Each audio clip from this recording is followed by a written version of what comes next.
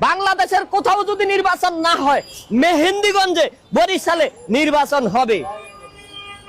MP নির্বাচন করে আমার নেতা এমপি হবেই। 3 মাসের ভিতরে নির্বাচন শেষ, আমার নেতা পার্লামেন্টে যাবে।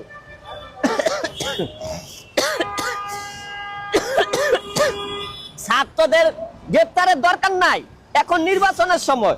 গ্রেপ্তারের দরকারটা কি? এই ভুয়া পুলিশগুলি ছাত্রকে গ্রেপ্তার করে নির্বাচন ঠেকাইতে চায়। ছাত্রকে গ্রেপ্তার মানে কি? আমাদের নির্বাচন হবে না, আমরা যা খরচ করছি এইটা আর উঠাইতে পারবো না। ভাই পকেটের টাকা খরচ করছি তো নির্বাচনের আশায়, ঠিক না? আমার নেতা নির্বাচন করব, কারণ যদি নির্বাচন না হয়, এটা তো আর ফ্যাসিস্ট নির্বাচন না, এটা সুস্থ নির্বাচন।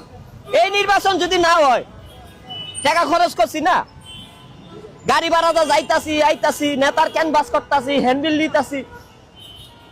এখন কিছু পুলিশ আছে, আওয়ামী লীগের পুলিশ, এরা নির্বাচন না হওয়ার জন্য এই ছাত্রকে গ্রেপ্তার করে, জনতাকে গ্রেপ্তার করে মিথ্যা মামলায়। আর পরিবহন শ্রমিককে খেপাই দিছে যাতে নির্বাচন না হয়। এই পুলিশরা দৈরা দৈরা গাড়ি আটকায়, জায়গায় জায়গায় গাড়ি আটকায়, আর পাবলিক খেপা যায়। পাবলিক খেপা যায় যাতে নির্বাচন না হয়, জায়গায় জায়গায় পুলিশ বাহিনী আটকায়।